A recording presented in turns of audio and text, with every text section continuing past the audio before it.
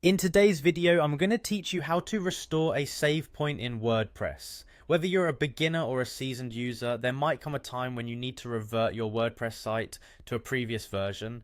Maybe a plugin didn't work out or an update caused some issues. No worries though, restoring a save point is straightforward once you know the steps. Let's go ahead and start the process by opening your web browser and navigating to wordpress.com. This is the main hub where you'll manage your WordPress site, so getting familiar with it is a good idea. Once you're on the WordPress homepage, the first thing you want to do is look for the login button.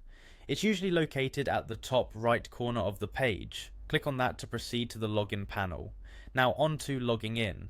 An efficient way to log into WordPress, especially if you use multiple Google services, is to continue using your Google account. Look for the Continue with Google button on the login page.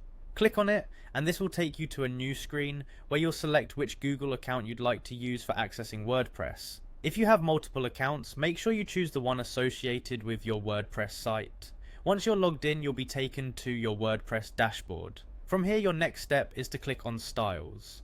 On the dashboard, styles can usually be found in the left-hand menu. Styles is basically where you can control the overall appearance of your site, but for our purpose, we'll head there to find the revision section. In the Styles section, you'll now want to find and click on Revisions. Revisions is an incredibly useful feature that keeps track of all your previous configurations and changes. Think of it as a safety net for your site. Here you will see a list of previous configurations called Savepoints. This is where you can browse through different versions of your site. Now that you're in the Revision section, you'll be presented with a list of previous save points. Look through the list to identify the specific version you want to restore. It's always a good idea to check the timestamps and any available notes to ensure you're reverting to the correct version. Once you've chosen the appropriate revision, you're only one step away from restoring it.